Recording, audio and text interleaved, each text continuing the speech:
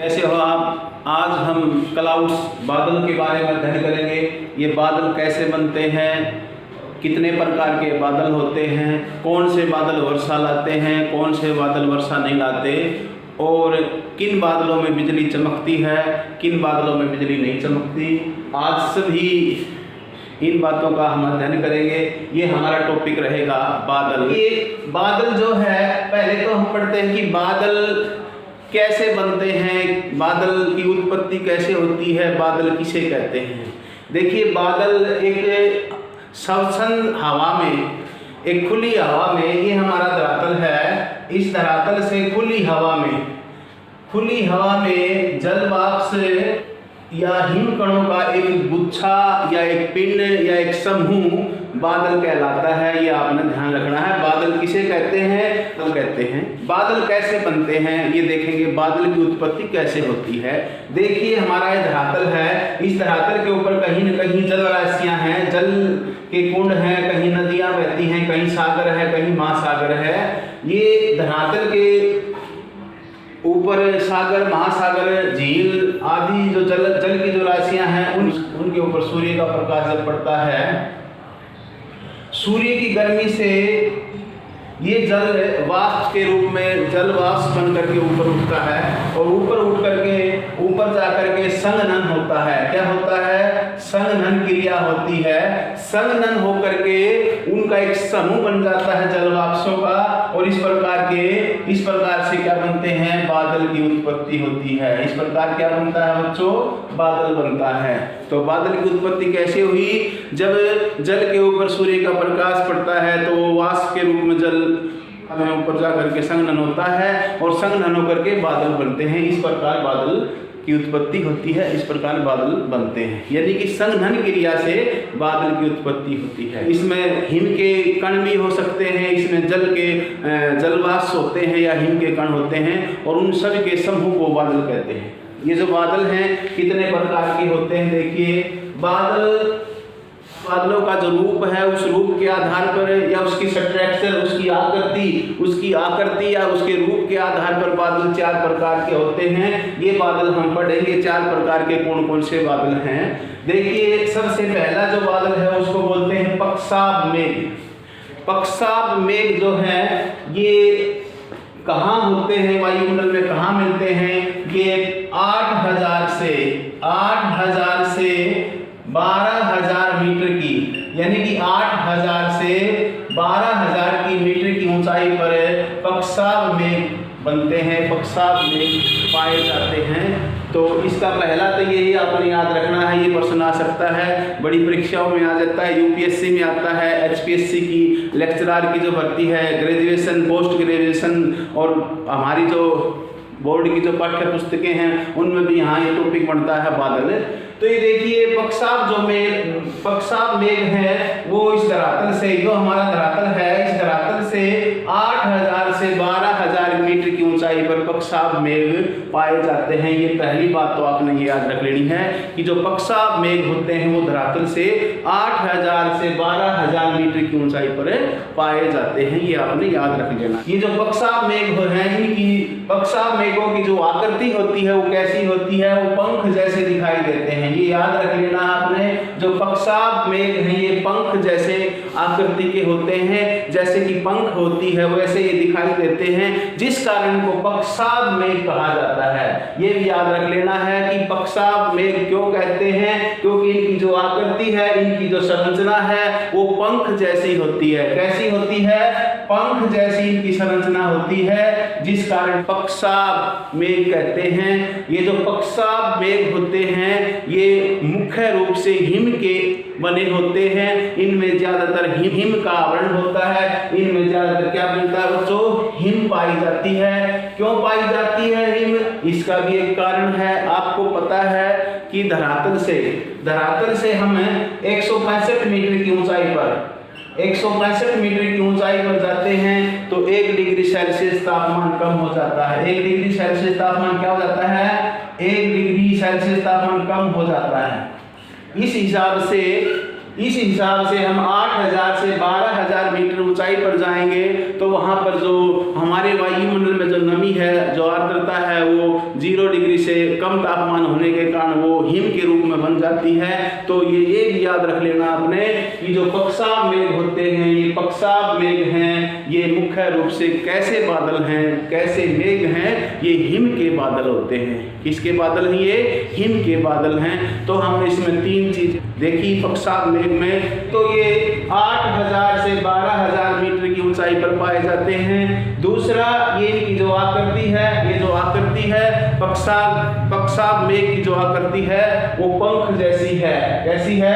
पंख जैसी आकृति है। तीसरा, हमने देखा कि जो पक्षाव मेघ होते हैं वो मुख्य रूप से हिम के होते हैं। हिम का उसमें आवरण होता है, हिम के वो बादल होते हैं पक्षाव मेघ। हाँ, एक चीज और बता देते हैं, जो पक्षाव मेघ हैं ये मुख्य रूप से इनका जो रंग होता है वो सफेद होता है।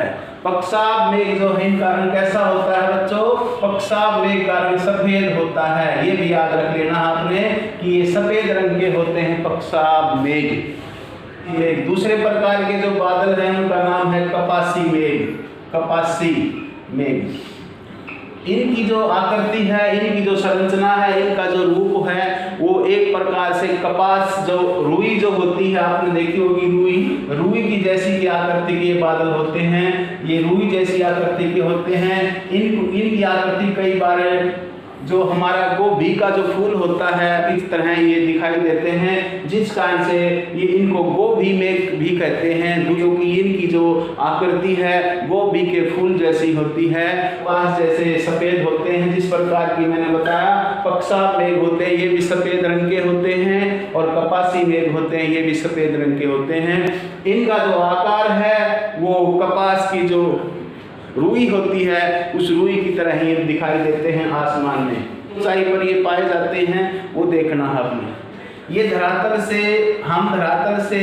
4000 से 7000 मीटर, यानी कि धरातल से हम 4000 से 7000 मीटर की ऊंचाई पर जब हम जाते हैं तो वहाँ पर ये बादल आपको देखने को मिलते हैं कपासी मेघ। ये कपासी मेघ कितनी ऊंचाई पर मिलेंगे आपको? 4000 से 7000 मीटर की जो ऊंचाई है आकाश में, वहां पर ये आपको देखने को मिलेंगे। ये धरातल है, इस धरातल से हम 4000 मीटर ऊपर जाएंगे और 7000 के बीच में ये बादल पाए जाते हैं कपासी मेघ। तीसरे प्रकार के जो बादल हैं वो उनका नाम है सत्री मेघ। ये सत्री मेघ होते हैं ये 70 लेयर में पाए जाते हैं। ये परतदार होते हैं, इनको परतदार मेघ भी कहते हैं। ये जो परतदार मेघ होते हैं, जो सतरी मेघ होते हैं, ये इस वायुमंडल में, इस हमारे जो हवा में, इस आकाश में सबसे ज्यादा भाग पर फैले हुए बादल हैं सतरी मेघ।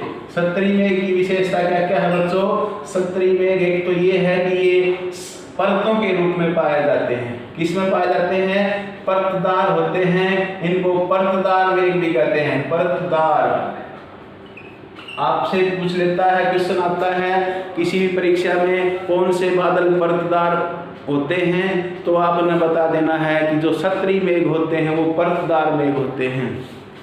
जो सतरी मेघ हैं इनको परतदार मेघ भी कहते हैं। दूसरी विशेषता क्या है इनकी? इस पूरे आकाश में, पूरे वायुमंडल में सबसे ज्यादा जो फैलाव है, सबसे ज्यादा जो विस्तार है, सबसे ज्यादा भाग पर जो पाए जाते हैं वो सतरी मेघ पाए जाते हैं। यानी कि सबसे ज्यादा आवरण जो पाया जाता है वो सतरी मेघ का पाया जाता है। ये आपने ध्यान रखना है।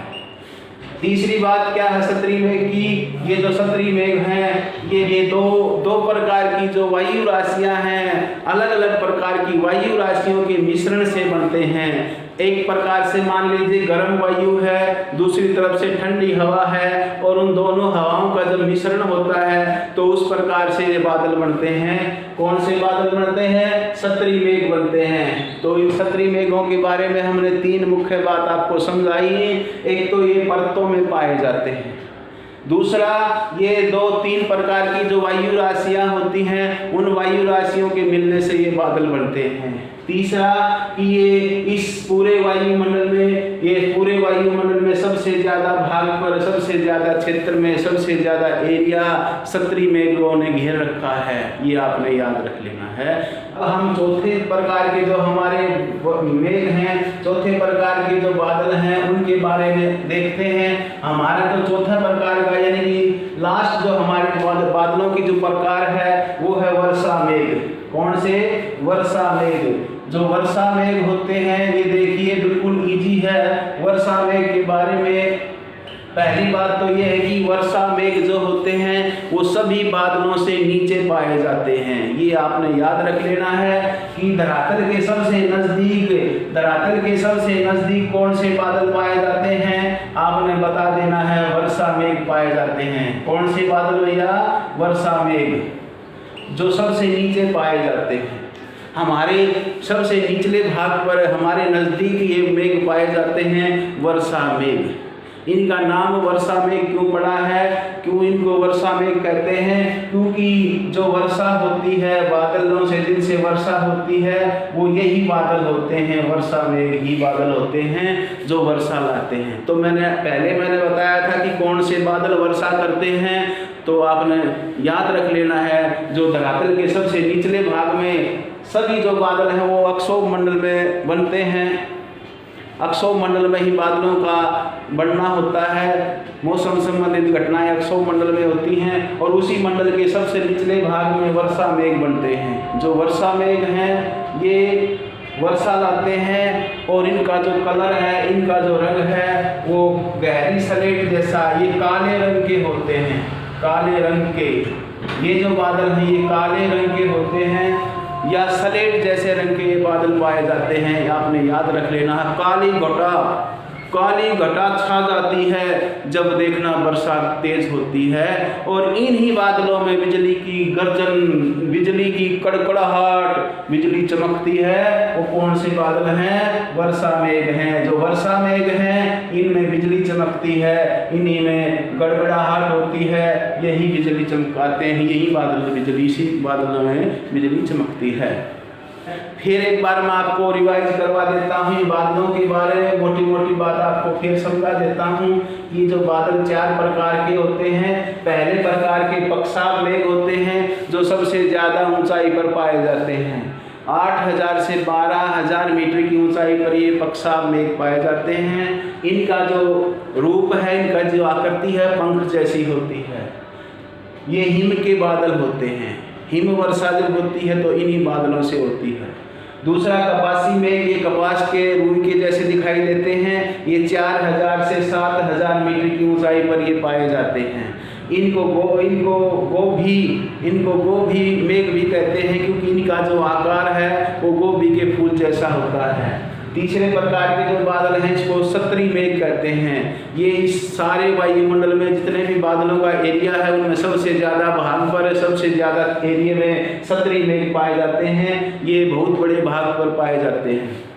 ये परतों में पाए जाते हैं। सतर यानी कि लेयर में पाए जाते हैं। ये चौथे प्रकार के हमारे बादल हैं वर्षा मेघ। आपको पता है कि जब वर्षा होती है तो ये बादल बनते हैं। बादल यदि वर्षा मेघ नहीं बनेंगे तो वर्षा नहीं होती है। ये वर्षा लाने वाले बादल होते हैं। इनका जो रंग होता है वो काला होता है, स्लेटी रंग का ये बादल होते हैं। काले या स्लेटी रंग के बादल होते हैं। ये जो वर्षा मेघ है वो सबसे नीचे भाग पर पाए जाते हैं। तो ये हमारा आज का टॉपिक था कि जो बादल क्या हैं, कैसे बनते हैं, कितने प्रकार के बादल होते हैं।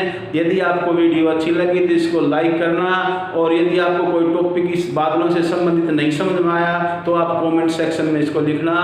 आपने जो वीडियो देखी इसके लिए आपका धन्यवाद। जय हिंद, जय भारत।